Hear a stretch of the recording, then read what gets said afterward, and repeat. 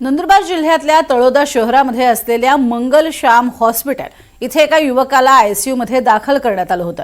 युवकाच्या पुढील उपचारासाठी नातेवाईकांशी चर्चा सुरू असतानाच अचानक युवकाला हृदयविकाराचा झटका आला। या झटक्यामुळे युवकानं मान टाकली आणि हृदयाचे ठोके देखील बंद पडले होते। मात्र डॉक्टर योगेश्वर चौधरी यांच्या तत्परतेमुळे युवकाला जीवदान मिळालं। डॉक्टर चौधरी यांनी सीपीआर पद्धत वापरून बंद असलेलं हृदय आणि शरीरातला रक्त पुरवठा तात्काळ पूर्ववत केला आणि पुढील उपचारासाठी युवकाला रुग्णालयामध्ये दाखल करून योग्य उपचार सुरू केले। त्यामुळे युवकाचे प्राण वाचले। ही घटना सीसीटीव्हीत कैद झालेली आहे। सर्व स्तरावरनं डॉक्टर चौधरी यांचं या कृतीमुळे कौतुक होत आहे।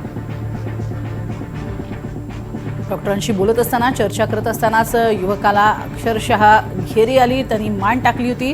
हृदयाचे ठोके सुद्धा यावेळेला बंद पडले होते आणि त्यानंतर सीपीआर दिल्यानंतर आपण बघतोय कशा पद्धतीनं तो पुन्हा एकदा जागा होऊन इकडे तिकडे पाहू लागला।